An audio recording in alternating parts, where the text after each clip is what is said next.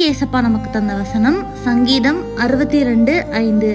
என் ஆத்துமாவே தேவனே நோக்கி அமர்ந்திரு, நான் நம்புகிறது அவராலே வரும். நம்ம வாழ்க்கையில பிரச்சனைகள், மன அழுத்தங்கள், பதட்டம், நிறைய சோதனைகளை நம்ம மேற்கொள்ளலாம்.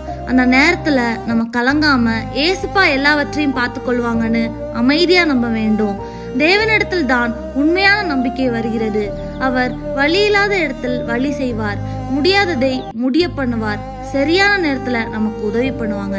நம்ம நம்பிக்கைய மனிதர்கள் இடத்துலயோ பணத்திலயோ வைக்க கூடாது, ஏசப்பா கிட்ட தான் வைக்கணும்.